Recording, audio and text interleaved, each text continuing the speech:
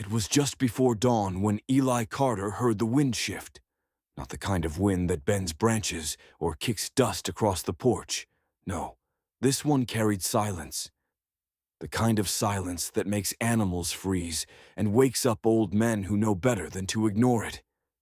Eli had lived alone on that patch of dirt for 14 years, ever since the war took his brother and a fire took everything else. He didn't spook easy. But that morning, something felt off. He stepped onto the porch barefoot, his Winchester slung loose over one shoulder, and a half cup of black coffee in his free hand. The sun hadn't crested the hills yet, but there was just enough light to see the long wooden crate resting against his barn door like a coffin delivered by ghosts. No horse prints, no wagon tracks, no sign of who brought it. Just a box, just waiting. Eli didn't move for a while. He watched it the way a man watches a coiled snake. Then, slow as a sermon, he walked over, boots crunching dry soil beneath him, and knelt. He ran a calloused hand across the crate's lid. It wasn't nailed shut, just gently closed, like someone wanted it found but didn't want to wake what was inside. Eli took a breath so deep it rattled in his chest. Then, with the same care he once used to clean his father's rifle, he lifted the lid of the crate. At first, all he saw was cloth, dark wool, neatly folded, tucked like a blanket. Then it moved, just a little. A soft rustle and a sound like a sigh. Eli's hands froze. He reached down and gently pulled the blanket back. His heart stopped. Lying inside his old rifle case, swaddled in faded gray, was a baby. Couldn't have been more than a few weeks old. Head full of black hair. Tiny fists balled tight against its chest. Sleeping like it had never known danger. But that wasn't the part that made Eli stagger backward like he'd been kicked in the gut. No. It was what was lying next to the baby.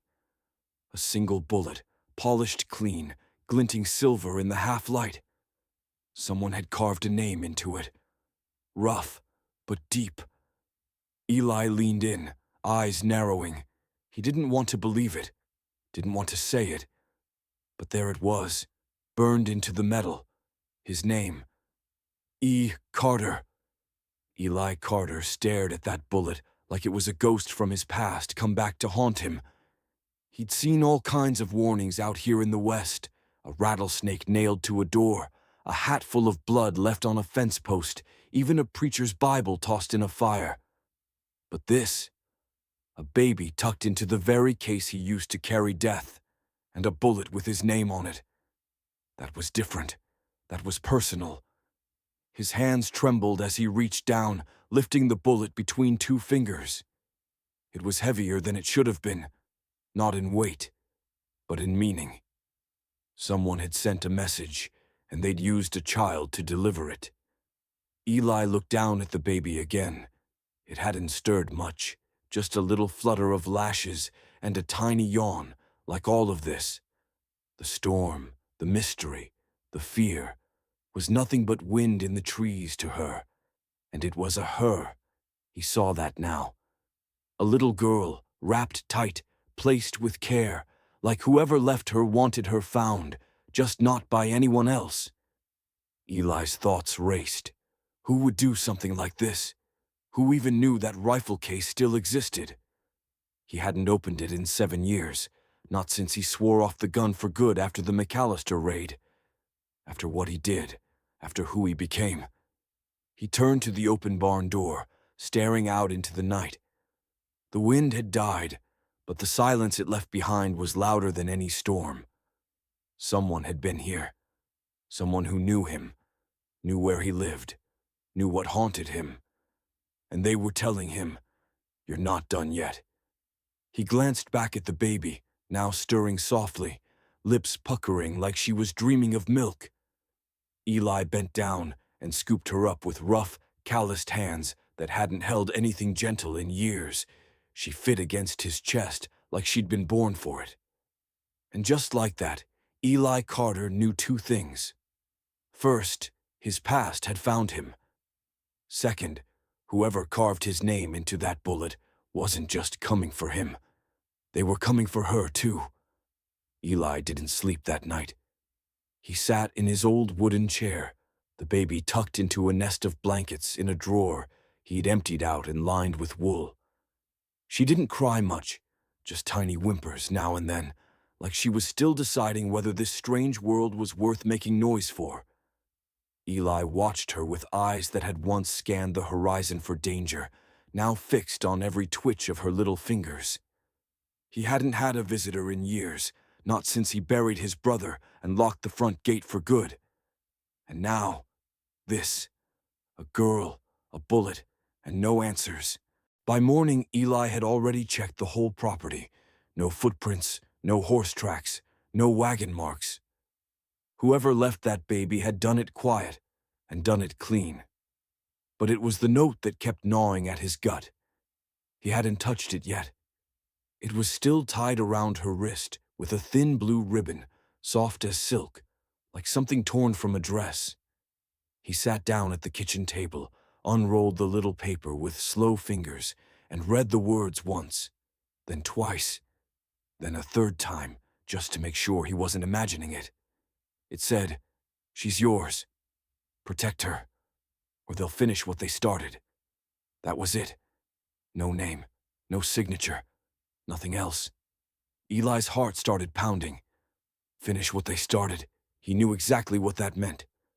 There were only a handful of people in the territory who still had reason to want him dead, and fewer still who knew about that night. The one where the farmhouse went up in flames and Eli rode out alone, leaving behind more than just smoke and ash. He thought he'd buried that chapter for good, but apparently someone had been reading it in secret all these years. He looked back at the child. She was sleeping now, lips parted, breathing steady. Innocent. Too innocent to be caught in whatever blood trail had led her here. But the bullet in the case said otherwise. Eli rubbed his jaw, thinking hard. The past wasn't just knocking on his door. It had already come inside and dropped off a child. Whatever this was, it wasn't random. It was personal. And he knew now, someone was playing a long game, a game with no rules. And the prize, that little girl. Eli packed a saddlebag before the sun was high, stuffing in what little food he had left, some dried beans, a crust of bread, and jerky that had seen better days. He wrapped the baby tight in a wool blanket and placed her gently inside a wooden crate he'd lined with straw and strapped to his old mule's side. He wasn't riding out for help, he was riding for answers. The bullet had his name on it, literally carved into the brass casing like a calling card from the grave, and there was only one man Eli knew who had the skill and the reason to send a message like that. Jedediah Kane. A bounty hunter turned preacher turned something worse, a man who wore sin like a second skin and always found a way to turn other people's pain into his own twisted sermon. They'd crossed paths once, a lifetime ago, back when Eli still believed in justice and Cain still believed in vengeance. Eli had put 2 rounds in Cain's leg and left him in the desert with a broken cross and a warning. That was supposed to be the end of it. But now there was a child sleeping in Eli's rifle case and a bullet that whispered Cain's name like a curse. The road to Dry Hollow was long and mean, and every mile brought dust, heat, and memories Eli didn't care to relive. But with every step the mule took, and every small sigh the baby made in her sleep, Eli felt the old fire start to stir in his chest. He hadn't protected his brother. He hadn't protected his family. But he could protect her. He had to. And if Cain really had something to do with this, Eli was ready to finish what they'd started, this time with no sermons, no warnings, and no mercy.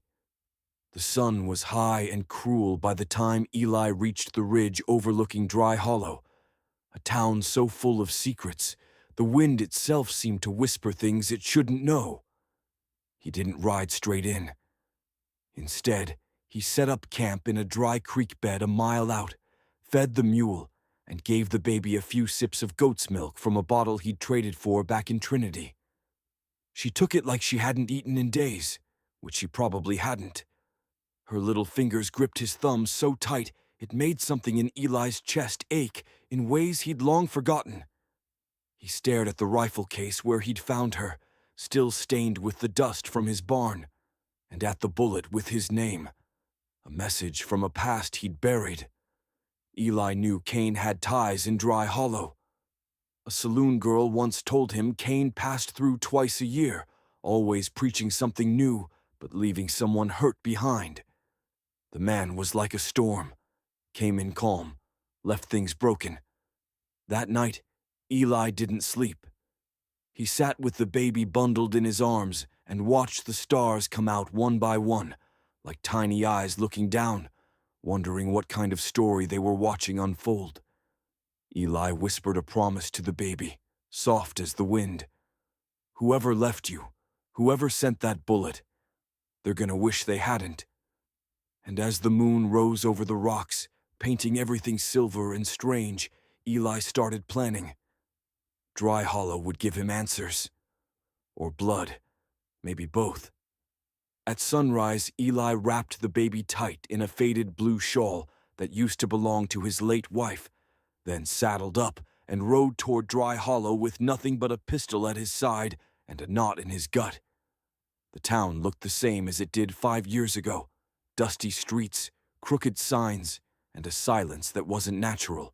People stopped what they were doing when they saw him. A ranch hand dropped a feed bucket. A storekeeper locked her door. Eli wasn't a stranger here.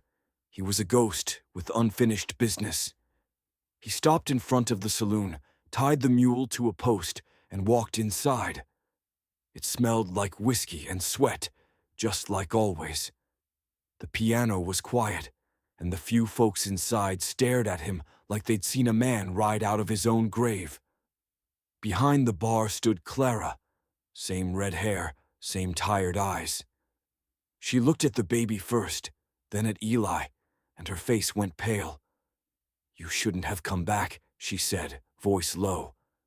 Eli stepped closer, laid the baby gently on the bar, and pulled the bullet from his pocket. "Someone wants me dead," he said. "But they left her instead, and I think you know who did it." Clara's eyes shimmered, not with tears, but fear. "Kane," she whispered. "He was here, 4 days ago. Left something behind in the room upstairs. Said it was insurance." Eli's blood ran cold. He didn't need to ask what kind of insurance Kane meant. He was already starting to understand. This baby wasn't just a warning. She was bait. Eli didn't say a word. He just picked the baby back up, nodded once to Clara, and started climbing the creaky saloon stairs. Every step felt heavier than the last. His boots echoed off the walls like distant thunder. Upstairs, the hallway was narrow, lined with doors that hadn't seen fresh paint since Lincoln was president. Clara pointed to the last room on the left. Eli paused outside it, heart pounding. His hand hovered over the doorknob, fingers twitching toward his revolver. He turned the knob slow. The door creaked open. What he saw stopped his breath. A crib, a real one. Handmade with carvings of stars and horses. Sitting inside was a second baby. Same age, same face, same tiny silver locket around her neck. His knees almost gave out. Twins. He backed away, mind racing. This wasn't just about revenge anymore. It was a message. Whoever left them knew Eli's past, his weakness, and exactly where to hit. He heard a sound behind him and spun, gun drawn. But it wasn't Kane. It was Clara, holding a folded piece of paper with shaking hands. "He left this," she said, voice barely a whisper. Eli took it, read the first line, and nearly dropped it. "One of them is yours, but you don't know which." Eli stood frozen, the paper trembling in his calloused hands. The words burned hotter than a branding iron. "One of them is yours, but you don't know which." His mouth went dry, All the dust of the desert couldn't explain the heat in his chest, rage, fear, maybe guilt. It had been 15 years since he last saw her. Maria, the only woman who ever cracked through his armor. And now, just like that, she was back, not in body, but in blood. 2 babies. One his. And Cain knew. Of course he did. Cain had always been more serpent than man. He didn't pull triggers to kill, he pulled them to make people live in pain. And this was a masterpiece of cruelty. Eli crumpled the note and shoved it into his coat pocket, turning to Clara with a stare that could splinter bone. "Who else knows?" he asked. She shook her head. "Just me, and now you. Keep it that way." He walked to the crib, hands hovering over the tiny girls. They both looked up at him, eyes wide, trusting. One had his jawline, the other, Maria's smile. He couldn't tell. He wouldn't dare guess. He didn't have time. Cain was drawing him out, and Eli knew the game well. The trap wasn't in the bullets. It was in the hesitation, the love, the wait. He couldn't carry them both into a gunfight, but he couldn't leave either behind. His jaw clenched. "Clara, pack what they need. Formula, blankets, whatever keeps them alive. I ride tonight." Clara's eyes widened. "You're taking them with you, through outlaw country. I ain't letting Cain choose which one grows up without a father." Eli didn't wait for her answer. He walked down the stairs, each step heavier than the last, as 2 cries rose behind him in perfect harmony. Twin reminders that the next bullet with his name on it wouldn't just tear through him. It'd break what little family he had left. Eli rode hard through the canyon pass, the twin babies tucked tight in a saddlebag modified for mercy. Extra padding, air holes cut in the leather, 2 warm cloths soaked in lavender water from Clara's hands. They didn't cry, not once, like even they knew noise could bring wolves. Or worse, Cain. The moon was low, painting silver streaks on the cliffs, and every sound echoed like a whisper from the grave. Eli's rifle was strapped across his back, the weight of it familiar. Comforting, but not enough. Because Cain was clever, and clever men didn't shoot from the shadows. They waited for moments like this, where one wrong step meant falling not just alone, but with everything you'd sworn to protect. When Eli stopped to water his horse near Drybone Ridge, he found the sign, a single .45 casing, polished, placed on a flat rock like a message. Beside it, a piece of torn newspaper from 15 years back. Outlaw sweetheart Maria Cortez, acquitted after star witness disappears. Eli stared at it. He remembered that day, the courthouse, the way Cain had smiled at Maria from the crowd. And then the witness, gone, just like that. That was the moment Eli left. Rode west and never looked back, until the rifle case opened with 2 daughters in it. Now it was all crawling back like a tide of ghosts. He tucked the paper into his coat, then whispered to the girls through the leather flap. "He's saying I should have killed him then. He's probably right." One of the babies stirred, a soft coo against the still air. Eli smiled for half a second, then heard the sound that stole it. Spurs, slow, deliberate, echoing down the rocks like thunder in a coffin. Cain had arrived, and he wasn't alone. Eli didn't move, not at first. He stayed crouched by the water's edge, letting the breeze carry every echo, every creak of leather, every breath that didn't belong to him. 3 sets of footsteps, maybe 4. Cain never traveled with amateurs. If they were coming to finish something, not start it. Eli stood slow, his hands never leaving the saddle, voice low but steady. "You always this loud when you show up to steal babies, Cain, or did you want me to hear you?" Silence. Then, from the dark above, came a voice like a knife dipped in honey. "Didn't come to steal 'em, Eli. Just came to collect what's mine." A figure stepped out from behind a rock, moonlight catching his face. Kane looked older, sure.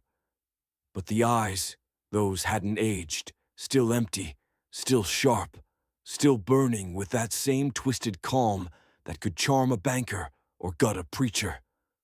"You were supposed to die," Eli said, almost to himself. Kane grinned. "You too. But here we are. You got my message?" Eli reached into his coat, pulled out the newspaper scrap, held it up like a confession. "Didn't know she was pregnant." Kane's smile grew wider.